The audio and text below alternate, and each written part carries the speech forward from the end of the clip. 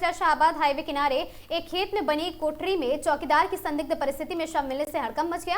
जब सुबह खेत मालिक ने खून से लथपथ शव देखा तो पुलिस को सूचना दी। घटनास्थल पर एसपी देहात को बिलसी सहित थाना पुलिस मौके पर पहुंची और पुलिस ने शव को कब्जे में लेकर पोस्टमार्टम के लिए भेज दिया। एसपी देहात का कहना है कि पोस्टमार्टम रिपोर्ट में मौत का कारण स्पष्ट होने के बाद घटना के कारण का पता चलेगा। बिलसी थाना क्षेत्र से सनसनीखेज मामला सामने आया है। कचला शाहबाद मार्ग पर एक खेत में बनी कोठरी में चौकीदार का खून से लथपथ शव मिलने से इलाके में हड़कंप मच गया। बताया जा रहा कि मृतक पिछले करीब 20 साल से ज्यादा समय से कोठरी में रहकर चौकीदारी की नौकरी कर रहा था। जब सुबह खेत मालिक तब पूरी घटना की जानकारी मिली है और पुलिस को दी गई है। खेत पहले मालिक काफी देर तक आवाज देते रहे। जब चौकीदार बाहर नहीं निकले तब शक हुआ और आसपास के लोगों को बुलाया गया। घटना की जानकारी मिलते ही परिवार में कोहराम मच गया और बिलसी थाना पुलिस सहित फोरेंसिक टीम ने मौके पे सबूत एकत्रित किए और साथ ही पुलिस ने शव को पोस्टमार्टम के लिए भेज दिया। आसपास के लोगों से पूछताछ की जा रही है। एसपी देहात का कहना है कि पोस्टमार्टम रिपोर्ट के बाद हत्या के कारण का पता चल पाएगा। कहाँ से आ रहे थे आप?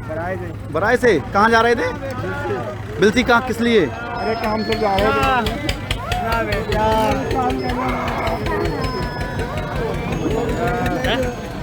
अरे भैया हुआ क्या था भैया? फिर जान के मारो, एक्सीडेंट करो जान के। कौन कौन जा रहा था बाइक पे? हमारे बने थे दो। हाँ। हम इको से गाड़ी से आगे आए। हाँ, इन्हें जान के मारो। आप इको से थे? हाँ, हम इको से थे। दो मोटरसाइकिल से थे। कौन कौन? राजेश और छोटा।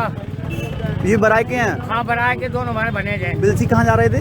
गोल भरने जा रहे थे। बिलसी। हाँ। अच्छा, फिर किसी ने जो हम देख रहे खिड़की में थे तो इसने मार दिए। तो ना तो हम का देख लेते सर।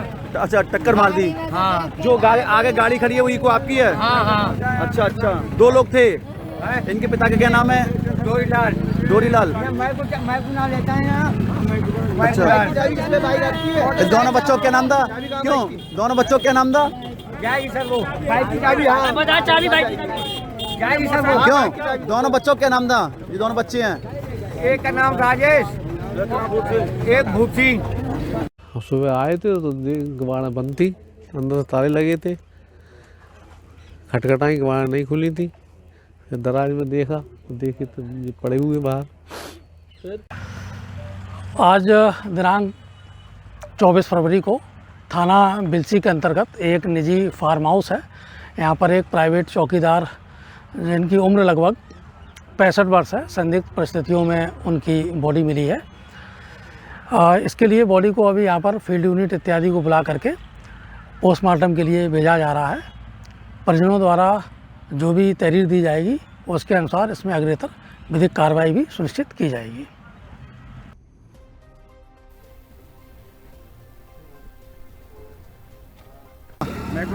खबर कानपुर से। कानपुर के कर्नलगंज में दोबारा अतिक्रमण की कोशिश। मेयर की कार्रवाई के बाद फिर निर्माण। कानपुर के कर्नलगंज क्षेत्र की तिकुनिया पार्क के पास एक बार फिर अतिक्रमण को लेकर विवाद खड़ा हो गया है। करीब 6 महीने पहले मेयर प्रमिला पांडे की अगुवाई में नगर निगम ने यहां अतिक्रमण चलाकर सड़क का चौड़ीकरण कराया था। इसके बाद लाखों रुपए का बजट पास कर क्षेत्र का सुंदरीकरण भी कराया गया।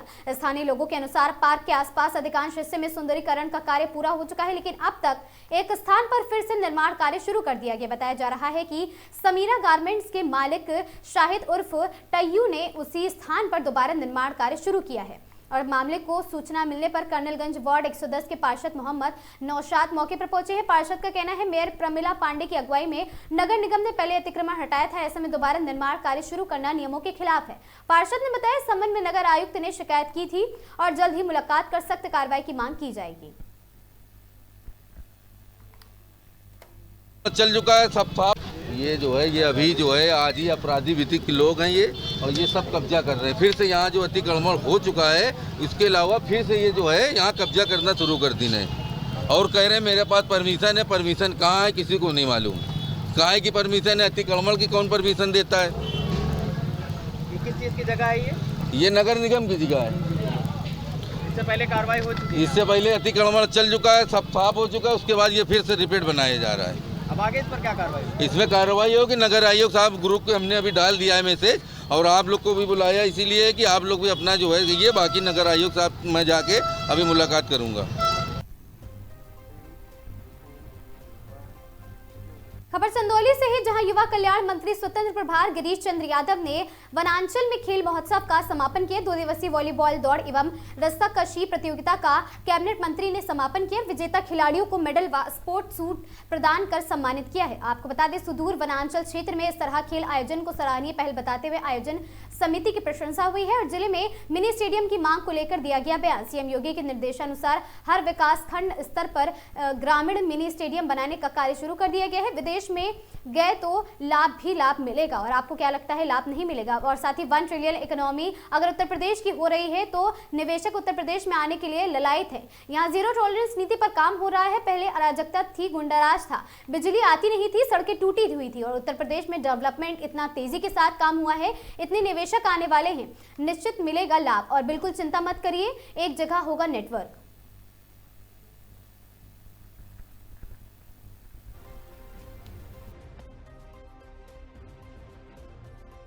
मैं निश्चित रूप से कहता आने वाले दिनों में 2030-2036 में हम जब कॉमनवेल्थ और ओलंपिक की मेजबानी करने जा रहे हैं तो सबसे ज्यादा मेडल जीतने वाला भी देश हमारा होना चाहिए।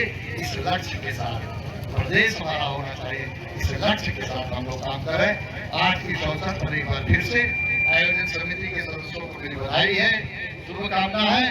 जो लोग इसमें विजेता है उनको मेरी बहुत बधाई, शुभकामना, धन्यवाद। उत्तर प्रदेश के सबसे मुख्यमंत्री जी का कुशल नेतृत्व ने इस बात की गारंटी दिया। ये पहला स्टेट है, देश का पहला स्टेट है कि जो गारंटी दिया है कि अगर हमारा कोई उत्तर प्रदेश का खिलाड़ी, चाहे ओलंपिक्स हो, पैरा ओलंपिक्स हो, एशियन गेम हो, कॉमनवेल्थ हो, विश्व चैंपियन में पदक जीत के आएगा तो उसको सरकारी नौकरी देंगे। इस बात की गारंटी योगी जी ने दिया है। और अभी जितने हमारे खेल हुए, जो पदक जीत के आए, उन सबको सरकारी नौकरी हमारी सरकार ने दे दिया और कुछ को देने का। अभी माननीय विधायक जी कह रहे हैं, हमने ललित उपाध्याय को हमारी सरकार ने डिप्टी एसपी दिया है, अर्जुन देशवाल को हमारी सरकार ने डिप्टी एसपी पदक जीत किया। पारुल चौधरी एशियन गेम में एथलेटिक्स की खिलाड़ी थी और वो बेटी स्वर्ण पदक जीत के आई। 3 करोड़ रुपया सरकार ने भी दिया और डिप्टी एसपी बना दिया।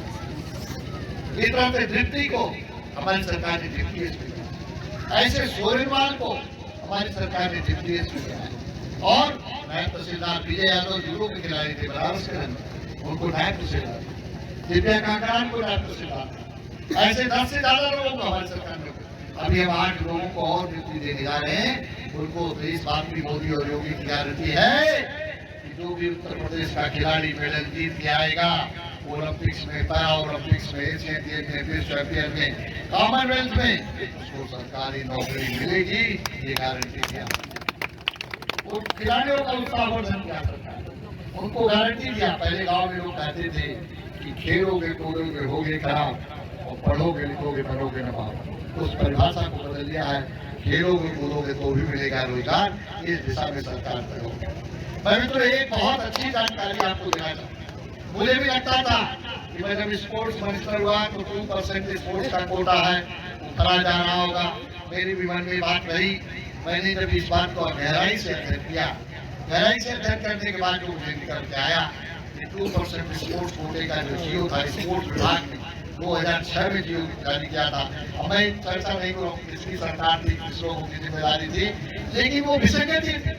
उस विसंगति को जब मुख्यमंत्री जी के संज्ञान में हम लोगों ने लाया तो माननीय मुख्यमंत्री जी ने तुरंत संशोधन कराया, क्योंकि कार्मिक विभाग का जो जियो जारी होता है वही सभी विभागों पर प्रभावी होता है। कि हम लोगों ने 22 जनवरी 2022 को हम लोगों ने जियो जारी करवाया, हमारी सरकार ने जियो जारी कराया और कार्मिक विभाग से हमारे 2% पहली बार हम लोगों ने सबको पत्राचार किया हमारा स्पोर्ट्स में कोचिंग की भर्ती हुई। आपको बताना चाहता हूँ, चाहे निरंतर चयन आयोग हो, चाहे लोक सेवा आयोग हो।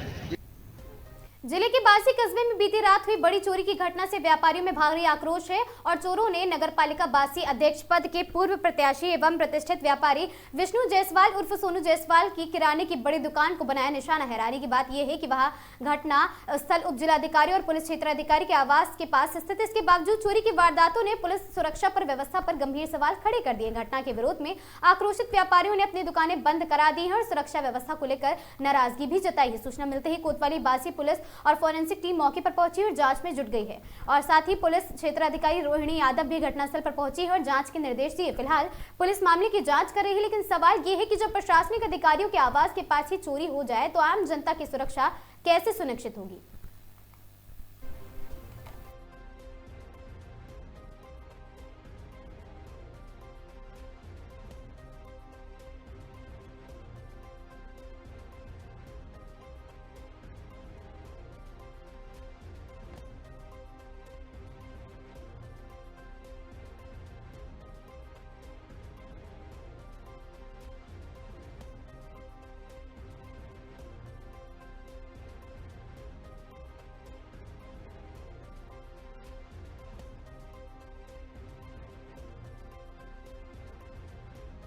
आप ये बताइए, आपके यहाँ क्या घटना घटी है और क्या नाम है आपका? विष्णु जायसवाल उर्फ सोनू नाम है मेरा। क्या घटना घटी है? घटना घटी है कि हमारे दुकान का शटर तोड़ के चोरी हुई है और हमारी दुकान जो है पुलिस क्षेत्राधिकारी सीओ साहब के ठीक सामने है और एसडीएम साहब के आवास के सामने है। क्या क्या गायब हुआ आपका? हमारा लगभग 100 ग्राम सोना था जो मैं अभी स्कीम में पाया था एक कंपनी द्वारा, वो था, और लगभग 1 से 1.25 किलो चांदी थी जो छोटे छोटे टुकड़ों में था। अभी दीपावली में ही मैंने उसको गला के उसको एक बंडल में उसकी पूजा पाठ करवाया था लगभग 1.5 किलो, लेकिन आधा किलो का चांदी लगभग वो छोड़ के चला गया, उसकी निगाह नहीं पड़ी। वो काउंटर में अभी भी मौजूद है, अभी को मैं चेक किया। अच्छा, ये बताइए कि जैसे सीसीटीवी कैमरा वगैरह आप लगाए थे तो सीसीटीवी कैमरा वगैरह लगाए थे और सीसीटीवी कैमरा बांसी में तमाम चोरियां हो रही थी तो मोबाइल से भी कनेक्ट किए हुए थे, लेकिन वो गलती से मोबाइल रात में काउंटर पे ही रह गया, जिसकी वजह से वो मोबाइल हमारा लेके चला गया। 2 मोबाइल हमारे, और उसको सीसी कैमरे का जो बॉक्स होता है DVR वो भी उठा के लेके चला गया तोड़ के। क्या कहना चाहेंगे सुरक्षा को लेकर? सुरक्षा को लेके बड़ा सवाल उठ रहा है अब, क्योंकि बांसी कस्बे में लगभग 1 महीना के बीच में, 1.5 महीने के बीच में, इसको 2 महीना भी कह सकते हैं, लगातार किसी एक दिन अतर रहा, 2 दिन अतर रहा। वो भी जब भी किधर भी घर से बाहर निकलो तो पता चलता है किसी का शटर टूट गया, कहीं सुनने मिलता है किसी का शटर टूट गया, किसी में। और हमारा तो दुकान और आवास दोनों एक में है, ऊपर परिवार रहता है और नीचे हम अपनी दुकान करते हैं। हमको तो अपनी सुरक्षा पे ग्रहण लगने लगा, और वो भी मैं जिस जगह पे मौजूद हूँ, मैं अपने आप को अभी 8 साल पहले यहाँ मकान बनाया है हमने, और इस ज़मीन की चयनित मैंने किया था। जो ज़मीन मालिक थे वो दे नहीं रहे थे, मैंने उनको बड़ा रिक्वेस्ट किया कि मैं ये सोचा था, क्या नाम है, कि बांसी कस्बे की सबसे सुरक्षित और सबसे क्रीम जगह पे मैं हूँ।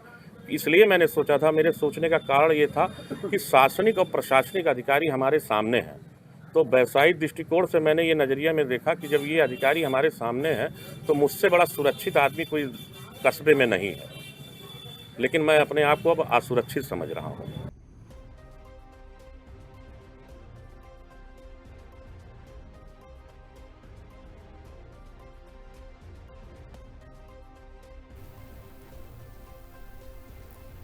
खबर सीतापुर से है, जहां डाक विभाग की ओर से ग्राहकों की सुविधा के लिए पिकअप योजना का विस्तार किया गया है। अब जनपद स्तरीय लोग घर बैठे ही पार्सल और स्पीड पोस्ट की बुकिंग करा सकेंगे। इस योजना के तहत डाक विभाग का कर्मचारी स्वयं ग्राहक के घर पहुंचे पार्सल व स्पीड पोस्ट लेकर जाएगा और बुकिंग प्रक्रिया पूरी करेगा। इस सुविधा से खासकर व्यापारियों और ऑनलाइन विक्रेताओं को बड़ी राहत मिलेगी। डाक विभाग के अनुसार इस योजना का लाभ अब तक बड़ी संख्या में लोग उठा चुके हैं और आने वाले समय में इसे और अधिक क्षेत्रों में लागू किया जाएगा।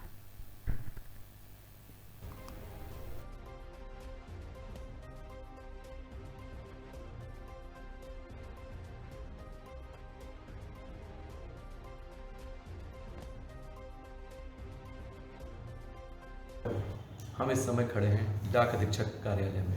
मेरे साथ मौजूद हैं सीतापुर डाक अधीक्षक सीतापुर। सर, आगाज टाइम प्लीज चैनल में आपका स्वागत है। थैंक यू सर, एक डाक योजना चालू हुई है, पिकअप डाक योजना। इसका मुख्य उद्देश्य क्या है? इसका मुख्य उद्देश्य है कि जो बड़े कस्टमर हैं और ऑफिस के लोग हैं वो घर बैठे बुकिंग की सुविधा का आनंद ले सकते हैं।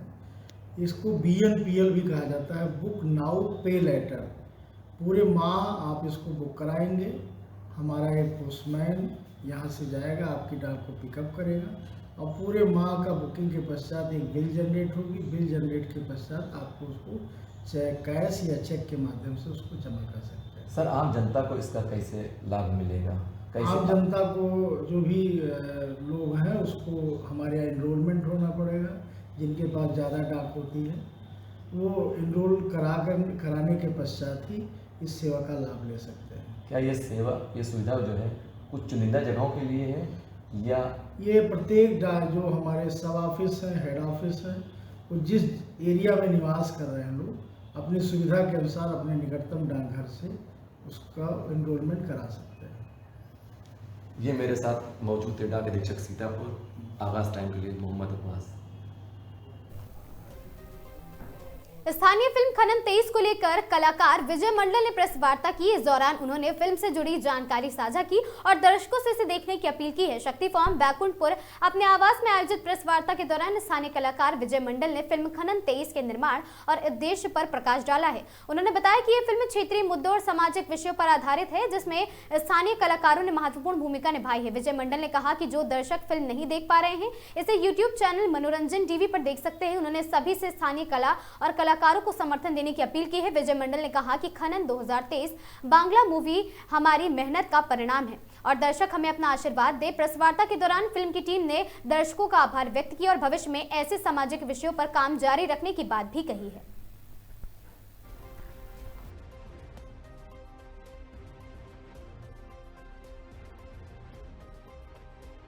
उत्तराखंड मनोरंजन टीवी, उसमें आप देख सकते हैं और आप लोग उसमें जाइएगा। खनन 23 उसमें भी आप बोलेंगे तो वो भी यूट्यूब में आप देख पाएंगे।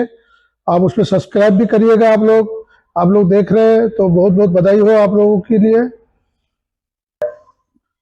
मूवी जो बना है ये एक्शन मूवी है। सब लोग बोल रहे हैं बहुत अच्छा हुआ, बहुत लोग मेरे को बधाई भी दिए हैं, बहुत जगह से फोन भी आ रहा है मेरे पास।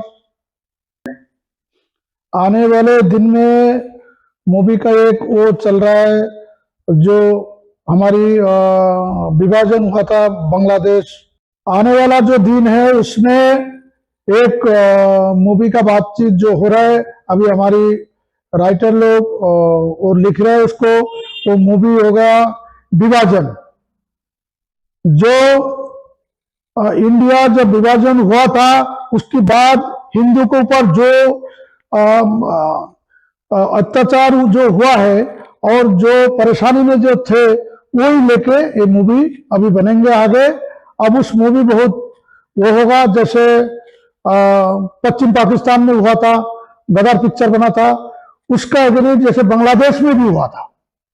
आज बांग्लादेश में क्या हालत है, सन 71 से लेके अभी तक, अब तक भी ये दीपू कांड तक भी इतना हिंदू के ऊपर जो हो रहा है, अब हिंदू वहां रो रहे हैं।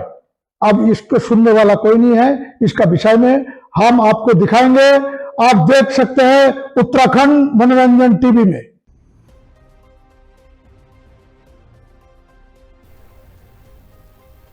हरिद्वार जिला अर्थ एवं संख्या अधिकारी हरिद्वार द्वारा शिवालिक नगर स्थित होटल में सांख्यिकी सुदृढ़ीकरण परियोजना SSS के अंतर्गत एक महत्वपूर्ण कार्यशाला का आयोजन किया गया। कार्यशाला का मुख्य उद्देश्य औद्योगिक उत्पादन सूचकांक IIP एवं वार्षिक उद्देश्य उद्योग सर्वेक्षण और साथ ही इससे संबंधित डाटा का दूरगति और साथ ही द्रुत गति से प्राप्त करना था। डाटा में पाई जाने वाली त्रुटियों पर प्रभावी निराकरण सुनिश्चित करना रहा है।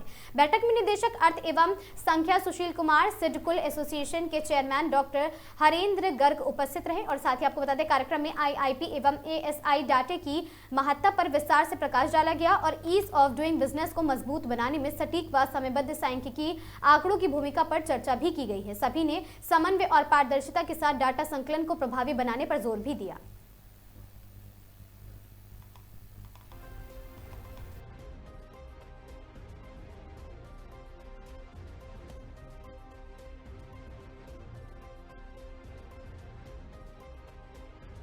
आज हम एक SIIP एक हम अवेयरनेस वर्कशॉप कर रहे हैं इंडस्ट्री के साथ। हमने एक इनोवेशन 2 साल पहले शुरू किया कि हम जो इंडस्ट्री है उनके साथ बैठ के एक डिस्कशन करें और आपस में एक जो कम्युनिकेशन गैप होता है उसको दूर करें कि हम उनसे क्या ले रहे हैं, अब वो जो डाटा आंसर देते हैं उसका हम क्या कर रहे हैं, तो वो भी समझे कि जो डाटा उनको जाना उसका यूज़ क्या हो रहा है। बेसिकली जो एएसआई एनुअल सर्वे हम करते हैं शाहडोर में, आईआईपी जो ये इंडस्ट्री का इंडेक्स तैयार करता है, उससे जो आपकी इंडस्ट्री जो सेक्टर है उसकी पूरी तस्वीर उससे निकलती है, और जो पूरा आपका जो स्टेट इनकम का जो सेकेंडरी सेक्टर वो उसका जो निकालते हैं उसको जो स्टूडेंट हम करते हैं वो कह लीजिए इन्हीं एएसआई आईआईपी के डाटा पे ही बेच होता है। तो उसकी डाटा क्वालिटी कैसी हो, डाटा क्वालिटी सही हो, उसका टाइमली आए, तो वो उसके लिए हमने इस वर्कशॉप डिस्कस बैठ की है, क्योंकि यही हमारे स्टॉक होल्डर है, इन्हीं से हमारे पास डाटा हर एक घंटे का टन पर साल आता है, तो उसको टाइमली आए, उसमें उनको क्या दिक्कत है, हमारा जो इंडस्ट्री स्टेट रवाज जाता है तो उसको क्या समस्या फेस होती है, वो सब बातें हमने उनसे की है, और उससे जो लगातार 2 साल जब से शुरू किया उससे बहुत अच्छा भाव आया, और टाइम में डाटा आना शुरू हुआ, टाइम में और क्वालिटी डाटा की अच्छी आनी शुरू हुई, तो वो उसी क्रम में ये हम कर रहे हैं। इसके बाद हमारा करेंगे, तो वो जो जहाँ फैक्ट्री उसी कोरम जाके ये बात हम करें, तो ये हमारा बड़ा मकसद है, और इससे हम निश्चित हमारा मकसद करेंगे हम उससे और इससे जो डाटा आता है अच्छी और तैयारी अच्छी होगी। Thank you.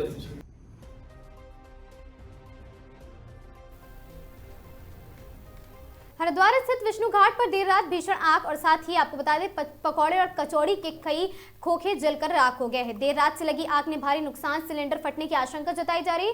धमाके के बाद जनपद में दहशत का माहौल है और होटलों में ठहरे यात्रियों में मचा हड़कंप। धमाका इतना तेज था कि आसपास के होटल और साथ ही घरों में भी कंपन महसूस की गई है। चीख पुकार से गूंजा इलाका, बच्चे घबराकर रोने लगे। कई यात्रियों में डर के मारे कमरों में बाहर निकलकर सुरक्षित स्थानों पर दौड़े और साथ ही खोखे के सामान में ठहरे परिवार भी सहमे हैं। बड़ा हादसा टला है। गनीमत रही कि कोई भी जनहानि की खबर नहीं हुई है। प्रशासन मामले की जांच में जुटा है।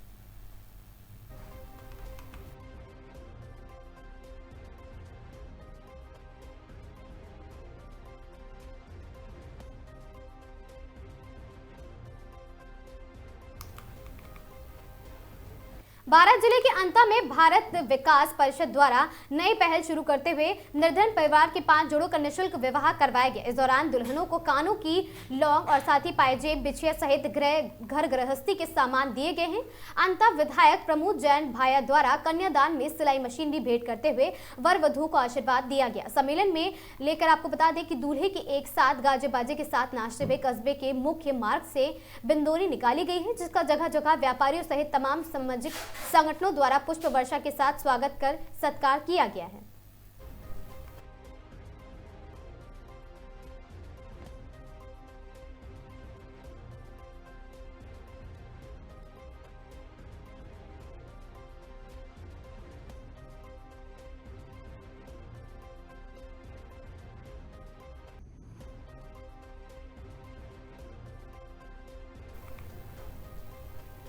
खबर कोटा से, जहां कोटा में प्रशासन की लापरवाही के चलते NH-52 पर अस्पतालों के बाहर अवैध रूप से वाहनों की पार्किंग की जाती है। ये स्थिति शहर के तलवंडी इलाके की है। वहीं समस्या को लेकर प्रशासन उदासीन है, जिसके चलते शहरवासी परेशान है। राष्ट्रीय राजमार्ग संख्या 52 पर अवैध पार्किंग के चलते जाम लग जाता है। हाईवे पर खड़े वाहनों के चलते अब तक कई दुर्घटनाएं हो चुकी हैं। वहीं समस्या को लेकर प्रशासन उदासीन है और दरअसल कोटा शहर के तलवंडी क्षेत्र में कई निजी अस्पतालों के बाहर रोड पर पार्क किए गए वाहनों की वजह से मुख्य मार्ग पर अक्सर जाम लग जाता है और साथ ही सामने अवैध पार्किंग कर वाहन खड़े कर चले जाते हैं और साथ ही इसी चक्कर में रोज एक्सीडेंट की घटनाएं सामने आती हैं। निजी वाहन और साथ ही अस्पतालों के बाहर दूर दूर तक मोटरसाइकिल, स्कूटी और कारों की भरमार है। निजी अस्पताल संचालक अपने अस्पतालों में पार्किंग की पर्याप्त जगह बनाना तो दूर, अस्पतालों के बाहर सड़क पर पार्क किए गए वाहनों को सही से खड़ा करवाने के लिए भी कर्मचारी तक रखना जरूरी नहीं समझते। एक और तो निजी अस्पतालों के संचालकों की मनमानी, दूसरी ओर अधिकारियों की लापरवाही। दोनों के बीच शहरवासियों को परेशानियों का सामना करना पड़ता है, जिसको लेकर शहरवासियों ने प्रशासन के प्रति रोष और वहीं प्रशासन समस्या को लेकर उदासीन है। वहीं दूसरी ओर KDA द्वारा जिस प्रकार से पार्किंग के पैसे लिए जा रहे हैं वह पूरी तरह से अवैध, क्योंकि पार्किंग स्थल पर पुलिया के नीचे का दे रहे और उसके सामने अवैध रूप से आपको बता दें कि तेरे द्वारा पार्किंग ठेका दिए जाना रखा है और उनके कर्मचारी द्वारा कार की पार्किंग की पर्ची काटी जा रही है। लोग यहां पर आए दिन पर्ची को लेकर झगड़ा भी करते नजर आते हैं।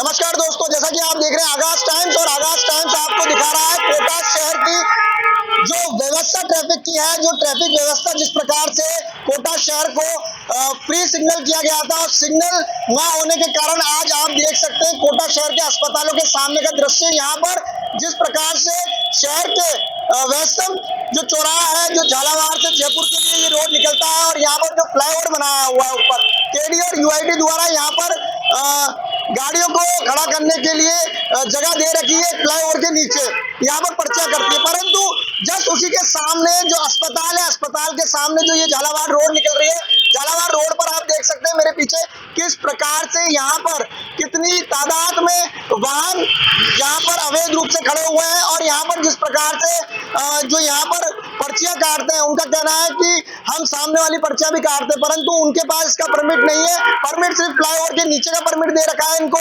फिर भी उसके बाद भी यहाँ पर जो व्यवस्था होनी चाहिए ट्रैफिक की, वो व्यवस्था पूरी चरमराई हुई है। यहाँ पर यातायात पुलिस को जिस प्रकार से व्यवस्था करनी चाहिए गाड़ियों को लेकर, और जो नो पार्किंग जोन में गाड़ियां खड़ी हुई है, ना तो इनके चालान कट रहे, ना इन गाड़ियों को उठाया जा रहा है। आप इनको देख सकते हैं। और ये जो अस्पताल, बहुमंजिला अस्पताल जो सामने बना हुआ है, कोटा हाट हो गया, इसके पास में सुधा हो गया, इसके पास जयसवाल हो गया, नेत्री हो गया, अन्य जो भी अस्पताल पास में आ रहे हैं, उनकी सारी पार्किंग वेस्टर्न जो चौराहा है, जो फ्लाईओवर है, उसके सामने सड़क पर कर रखी है, जिसके कारण यहाँ पर आए दिन एक्सीडेंट हो रहे हैं। इसके लिए ट्रैफिक पुलिस को जिस प्रकार से व्यवस्था करनी चाहिए, वो व्यवस्था बिल्कुल भी कहीं से कहीं तक नहीं दिखाई दे रही है।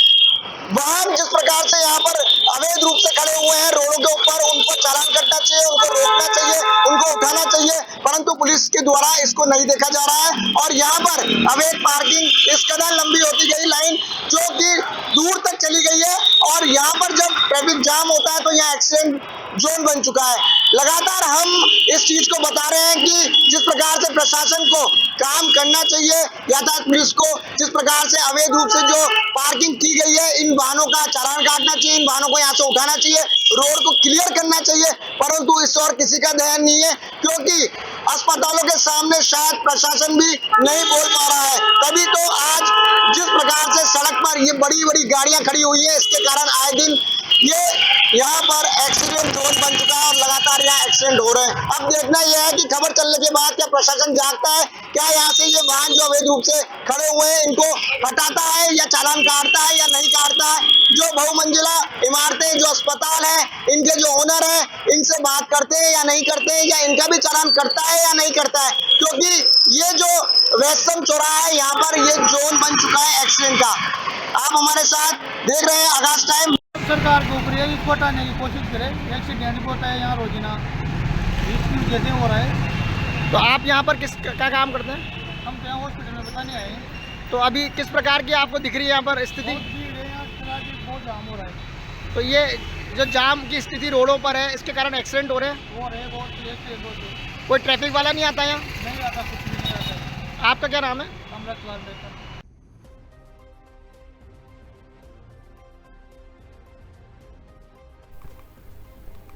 पिछले लंबे समय से बालोतरा की जनता ढीले विकास बदहाल स्थिति से जूझ रही थी। सड़क के बीचों बीच लाल कपड़ा बांधकर सोशल मीडिया से लोगों ने किया विरोध, तब जाकर हरकत में आया प्रशासन। आपको बता दें, शहर के इंडस्ट्रीज एरिया खेड़ रोड की जर्जर सड़क को लेकर लगातार उठ रही शिकायतों और विरोध के बाद आखिरकार प्रशासन हरकत में आया है, और हाल ही में कार पिकअप की टक्कर और स्थानीय लोगों के अनोखे विरोध की खबरें सोशल मीडिया व विभिन्न न्यूज चैनल में प्रमुखता से प्रकाशित हुई थी, जिसके बाद संबंधित विभाग ने मौके पर जेसीबी लगाकर खुदाई कार्य शुरू कर दिया है, और साथ ही चेतन बाबा की झोपड़ी के पास सड़क का एक हिस्सा ऊपर उठ गया था और दूसरी ओर गहरे गड्ढे बन गए थे, जिससे आए दिन हादसे हो रहे थे। लोगों ने और साथ ही पहले सड़क के बीच लकड़ियों का पुतला बनाकर लाल कपड़ा बांधा था, फिर प्रतीकात्मक रूप से मंदिर बनाकर प्रसाद चढ़ाते हुए प्रशासन का ध्यान आकर्षित किया।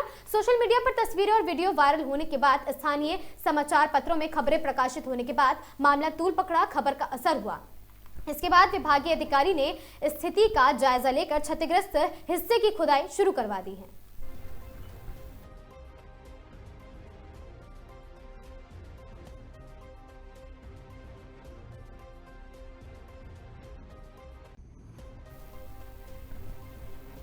इन खबरों में आज के लिए बस इतना ही। ऐसी खबरों से लगातार जुड़े रहने के लिए बने रहें हमारे साथ और देखते रहें आगाज टाइम्स।